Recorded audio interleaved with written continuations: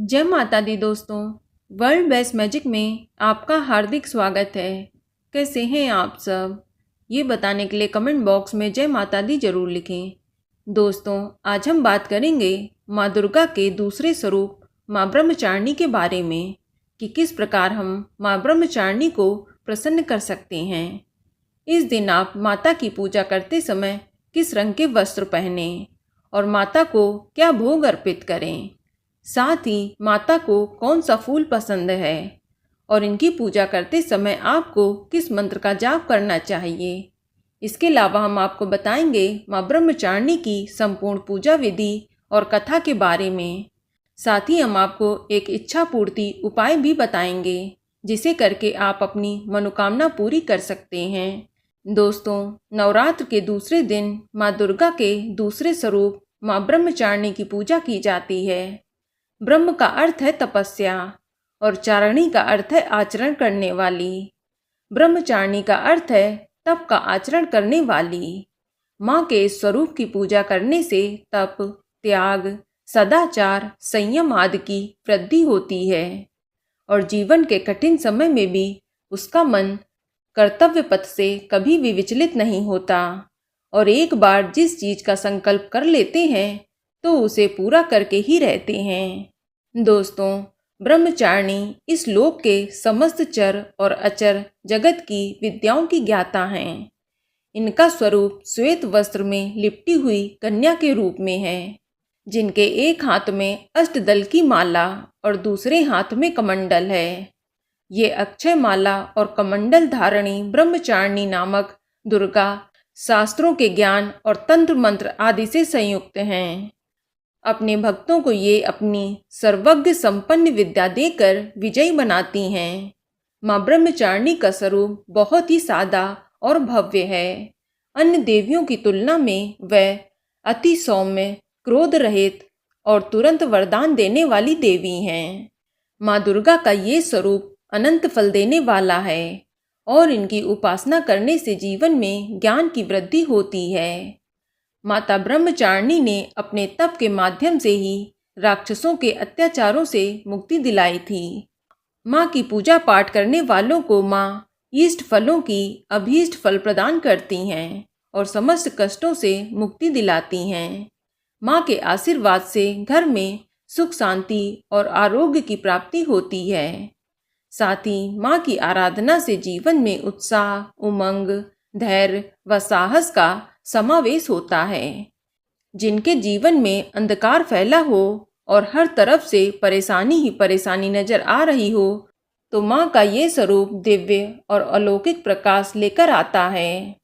आपको बता दें कि पुनर्जन्म में इस देवी ने हिमालय के घर पुत्री के रूप में जन्म लिया और नारद जी के उपदेश से भगवान शंकर को पति के रूप में प्राप्त करने के लिए घोर तपस्या की थी।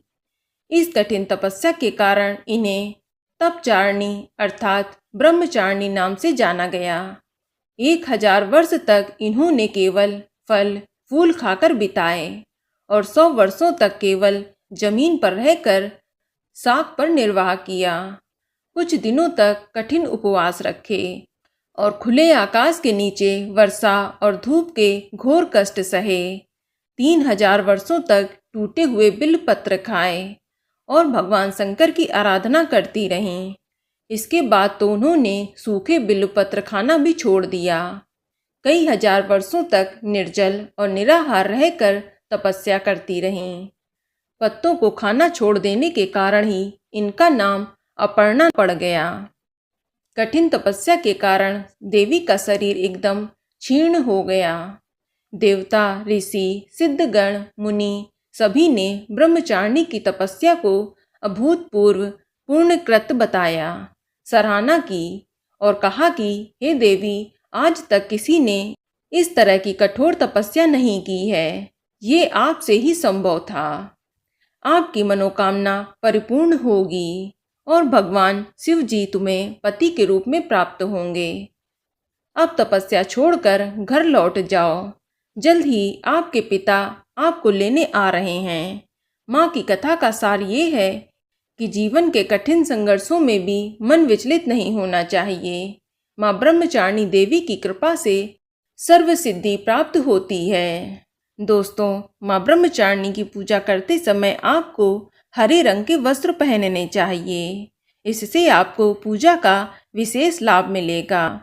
और नवरात्र के दूसरे दिन पूजा करने से पहले स्नान करके स्वच्छ वस्त्र धारण करें।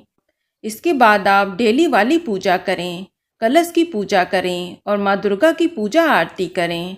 तत्पश्चात आप एक लकड़ी की चौकी लें और उस पर लाल रंग का वस्त्र बिछाकर माँ ब्रह्मचारिणी की प्रतिमा या फोटो स्थापित कर दें। इसके बाद आप माँ को पंचामृत से स्नान कराएं। आप दूध, दही, घी, शहद और शक्कर से स्नान कराएं।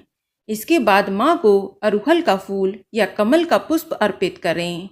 या इसके अलावा माँ को सेवंती या गुलदावरी के फूल भी बेहद प्रिय हैं।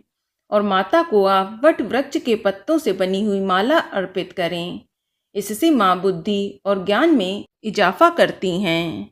तत्पश्चात आप माँ को अक्षत, रोली लगाएं, पान, सुपारी, लौंग, इलायची आदि अर्पित करें और माँ को भोग में आप इस दिन शक्कर का भोग लगाएं। इससे माँ दीर्घायु होने का वरदान देती हैं। तत्पश्चात धूप दीप जलाएं।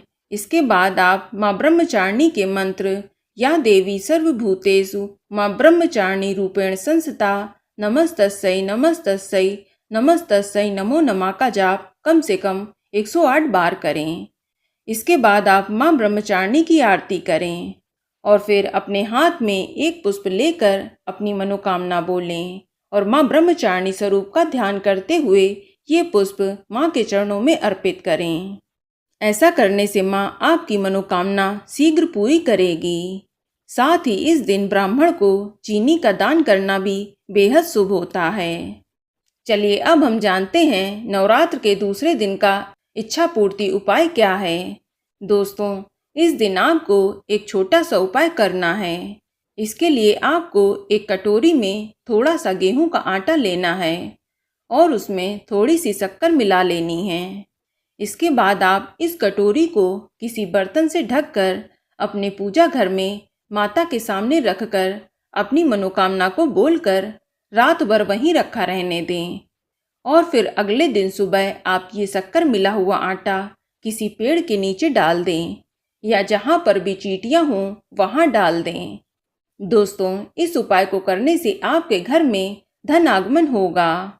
साथ ही जो भी दुख और परेशानियां आपके जीवन में चल रही हैं उनसे जल्द ही छुटकारा मिल जाएगा। तो दोस्तों, ये जानकारी आपको अच्छी लगी तो कमेंट में जय माता दी जरूर लिखें और अगर आपका कोई सवाल हो तो उसे कमेंट बॉक्स में अवश्य पूछ लें।